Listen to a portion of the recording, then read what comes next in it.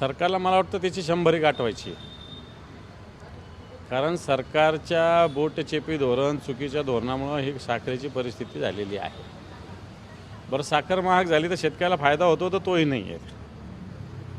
खरं तर इथेनॉल निर्मितीमुळं साखरेचं ऊसाचं बॅलन्स आणि त्याच्यामुळं साखरेचा प्रश्न निर्माण, जो साखर निर्यातदार देश होता त्याला साखर आयात करावी लागू लागलेली. आणि माझ्या माहितीप्रमाणे कित्येक लाख टन साखर आत्ताच्या घडीला बाजारातून गायब आहे. कारखान्यातून निघाली परंतु बाजारात पोहोचलेली नाही आहे. आणि मग याची साठेबाजी कोण करतं? सरकारमधलेच लोक करतात का? सरकारमधल्या लोकांच्या पाठिंब्यानं हे होतं आहे का? हा पण जनतेच्या मनातला प्रश्न आहे. म्हणून साखर 40, 45, 50 रुपयापासून आता 80 रुपयापर्यंत पोहोचले. मला असं वाटतं येणार काय ती 100 पार करेल. याला कारण साखरेचं उत्पन्न तर मागच्यापेक्षा जास्त झालं आहे, मग तरी ही परिस्थिती काय निर्माण झालेली आहे? मला वाटतं त्याच्यात साठेबाजी हे सगळ्यात महत्त्वाचं कारण आहे. RTOमध्ये जे आहे ते वस्तू पॅकेजचा मुद्दा सातत्यानं वर येतो. आता नागपूर ग्रामीण RTOची एक गुप्त बैठक पार पडली आणि तिथले काही व्हिडिओ सुद्धा व्हायरल झाल्याची माहिती. हे पण RTOचं खातं जे आहे हे RTOमध्ये भरपूर RTOच्या घोषणा झाल्या, ऑनलाईन हे करू, ऑफलाईन हे करू, परंतु एजंटशिवाय RTOमध्ये पानसुद्धा हलत नाही. पान म्हणजे कागदाचं पान. RTOमध्ये दलालांचा सुळसुळाट आहे. RTOमध्ये अधिकारी बदल्या होतात तर मोठा मोठा टोल भरावा लागतात. टोल म्हणतात त्यांच्या भाषेत. हा टोल त्यांना भरावा लागतो तर त्यांना जागा मिळतात.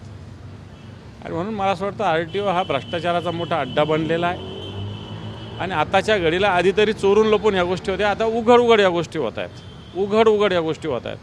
तुम्ही नागपूरची गोष्ट सांगितली, मला असं वाटतं मी आता कोणावर बोलावं न बोलावं, परंतु अधिकाऱ्यांची बैठक होऊन त्याच्यात महिना किती जमा करायचा आणि कोणाला नेऊन द्यायचा इथपर्यंत बैठका अधिकाऱ्यांची होतात. आता काय सांगावं?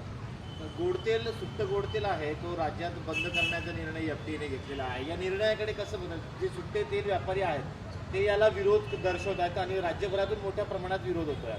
खरं तर आपण छोट्या छोट्या उद्योगाला प्रोत्साहन द्यायचं म्हणतात. आपल्या भागात, आपल्या काय भारतामध्येच, महाराष्ट्रामध्ये जी 12 बलुतेदाराची पद्धत आहे त्याच्यात तेल घाणा काढणारी एक मोठी तेली समाज म्हणता येईल त्याला. असं काय तेली लोकच तेलाचा व्यवसाय करतात अशातला काही भाग नाही, पण जनरली आपल्याकडे एक प्रघात आहे. आणि मला वाटतं छोटे छोटे घाणेसुद्धा खेड्यापाड्यात चालतात, शहरातसुद्धा आहे असे घाणे.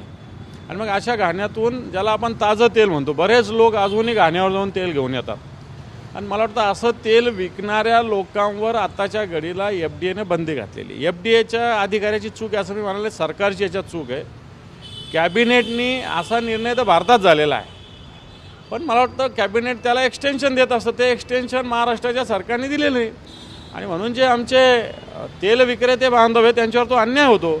आणि मला असं वाटतं आता छोटा छोटा तेल विक्रेता व्यापारी हा पॅकिंग कुठून करणार? म्हणजेच मोठ्या कंपन्या सुरू झाल्या पाहिजे आणि छोटे व्यापारी बंद झाले पाहिजे. अशा प्रकारचे राज्य सरकारचं धोरण दिसतं. 20 ते 25 दिवसापासून पावसानं खंड मारला आहे. पिकं मारा टाकतात. कर्जमाफीचा सुद्धा शेतकऱ्यांना लाभ मिळाला नाही असं शेतकऱ्यांचा आरोप आहे. नाही, खरं तर पावसाची परिस्थिती अतिशय भयानक आहे. अजून 2, 4, 5 दिवसात जर पाऊस नाही आला तर मला असं वाटतं कोरडा दुष्काळाची परिस्थिती निर्माण होऊ शकते.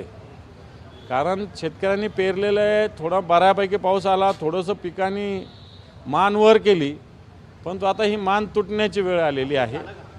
म्हणून सरकारने मला वाटतं वेळीच या सगळ्या विषयाचा अभ्यास केला पाहिजे, खबरदारी घेतली पाहिजे असं मला तरी वाटतं.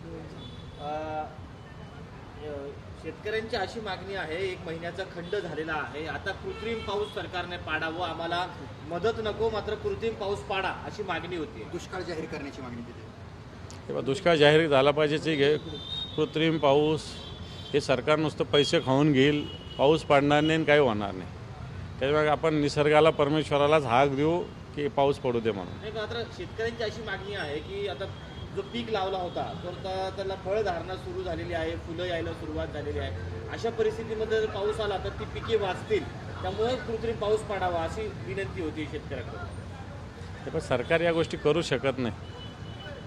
सरकार या गोष्टी करूच शकत नाही.